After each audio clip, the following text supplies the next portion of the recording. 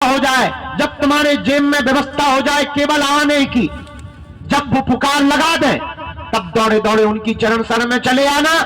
हम तुम्हें दावे के साथ कहते हैं कि तुम्हें हम पूरी जिंदगी क्या कई जन्म भी ना मिले तब भी तुम्हारा कोई काम नहीं रुक सकता है। काम तो तुम्हारा होकर के रहेगा, क्योंकि काम तो उन्हें करना है, और जिन्हें करना है तुम उन्हें पकड़ो, जिन्हें कृपा करनी है तुम उन्हें पकड़ो। हमें तो कुछ करना नहीं है, हम तो खाली खोखला है, खाली मशीन है, उल्लूनाथ आदमी है, महापागल आदमी है, अनपढ़ गवार गांव के देहाती है। हमें तो जो काम सौंपा गया उनके द्वारा कि तुम्हें ये करना है, तुम्हें हिंदुओं को जगाना है, तुम्हें खोई हुई आस्था को वापस लाना है, बस वो काम में लग गए। और कोई हमारा काम ही नहीं है। हमारा काम केवल तुम्हें हनुमान जी से जोड़ना है, बाकी का काम उनका। एक बात और हम तुम्हें बता दें, अगर वो काम सफल नहीं करेंगे तो नाक हमारी नहीं कटनी, उनकी कटनी है। हमसे ज्यादा अपनी नाक की चिंता उन्हें है, क्योंकि बड़ी नाक वाले वो है, हम नहीं है। हमारी कोई नाक क्या है, हमें अपनी औकात पता है कि क्या थी और क्या है। हम अपनी औकात को बहुत अच्छे तरीके से जानते हैं। तो जो भी कृपा कर रहा है, जो भी नाम है वो हनुमान जी का है। तुम चिंता मत करो, तुम्हारे काम की चिंता, तुम्हारी सफलता की चिंता, तुम पर कृपा करने की चिंता तुमसे ज्यादा बालाजी को है, क्योंकि उन्हें अपने नाम की पड़ी है। इनके घर देर है, क्या नहीं है? जोर से बोलो। इसलिए किसके चरण पकड़ना है? जोर से बोलो। एक बात से तुम्हें बात समझ में आ जाएगी। बहुत से लोग कहते कि हम पर भगवान की कृपा क्यों नहीं होती। जरा माइक तेज करो, एक बात से बात समझ आ जाएगी। एक छोटा सा उदाहरण हम तुमको देते हैं। किसी गांव में एक आदमी रहता था, जोरू का गुलाम, लुगाई का गुलाम। होते भी हैं, ऐसी कोई बड़ी बात नहीं है।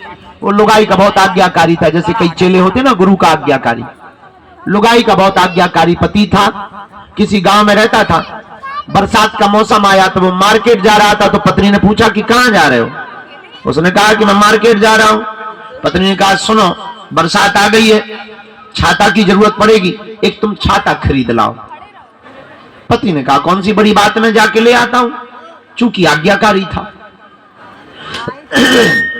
पर पत्नी ने कहा सुनो, मार्केट में सब ठगने वाले रहते हैं, महा ठगुआ, तो तुम जो भी छाता लेना आधी कीमत पर लेके आना। अगर वो 20 बताएं तो तुम 10 में लाना, और 10 ही बोलना, क्योंकि वो हमेशा डबल बोलते हैं, दुगना बोलते हैं। तुम ठग मत जाना, सीधे साधे आदमी हो। और पतियों को इसी बात पे बुद्धू बनाया जाता है कि मेरा पति बड़ा सीधा है। पतियों को बुद्धू बनाने का बहुत सरल तरीका है कि पत्नियां ये भर कह दें कितने सीधे हो तुम, तो पति बुद्धू बन जाता है पूरी जिंदगी भर के लिए।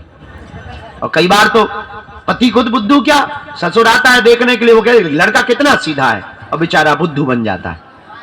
हाँ, गाय जैसा है। खैर गाय जैसी तो देवियां होती हैं। तो बेचारा पति बोला तुम ठीक कहती हो, मैं सीधा आदमी हूं। तो पत्नी ने कहा कि तुम छाता लेना तो जा रहे हो, पर आधे रेट में लेके आना, खबरदार। पति गया, मार्केट पहुंचा, दुकान पर तो एक छाता देखा। उसने कहा कि इसका प्राइस क्या है, इसका रुपया क्या है, इसका मूल्य क्या, खुदरा मूल्य क्या है? तो दुकानदार ने कहा कि 16 रुपया, सस्ता जमाना था, पुराना जमाना था, 16 रुपये में मिलेगा। इसने कहा कि यार बड़े मूर्ख आदमी हो, 16 रुपया तो बहुत होते हैं, हम तो 8 रुपया देंगे। चूंकि पत्नी की यही आज्ञा थी, तो हम तो 8 रुपया देंगे। दुकानदार बोला कि तुम्हारा दिमाग खराब है, 8 रुपया में तो नहीं आ पाएगा। एक काम करो, न तुम्हारी न हमारी 14 रुपया दे दो। पति बोला तब तो हम 7 देंगे।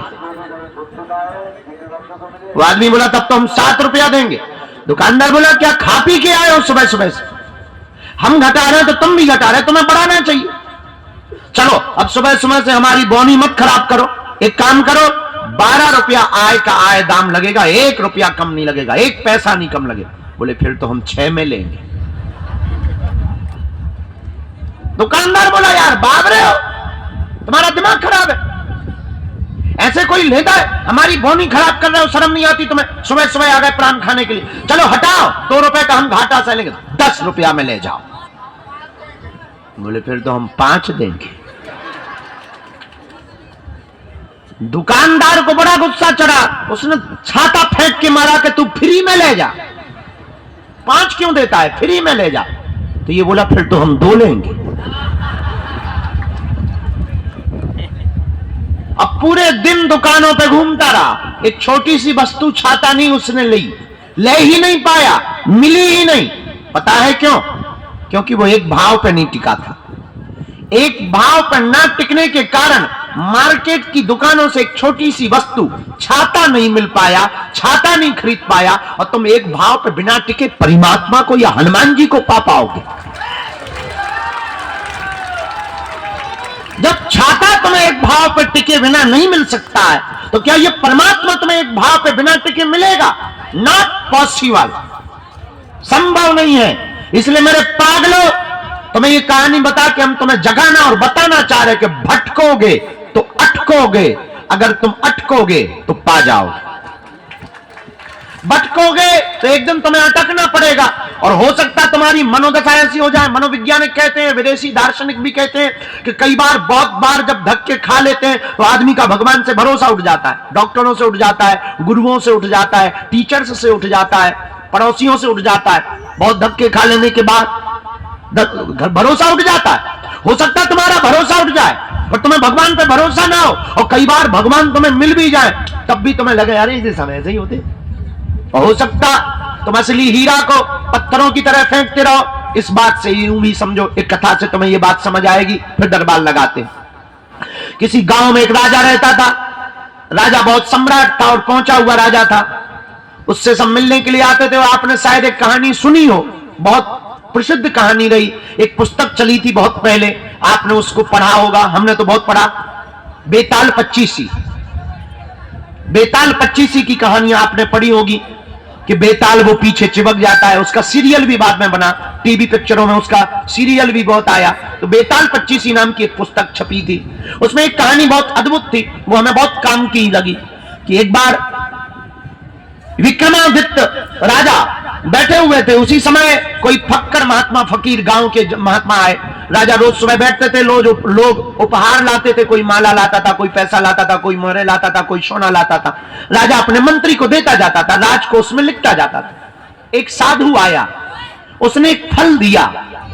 राजा ने लेने से मना नहीं किया, पर साधु की हुलिया देखकर लगा कि ये कोई पागल आदमी है, गांव का आदमी है, कोई है तो साधु महात्मा, पर अब इनसे क्या बात करनी है, और इनसे लेना भी नहीं चाहिए, पर फल दे रहा है तो मना नहीं करनी चाहिए। फल ले लिया, मंत्री को दे दिया। न साधु ने बात की, न राजा ने बात की।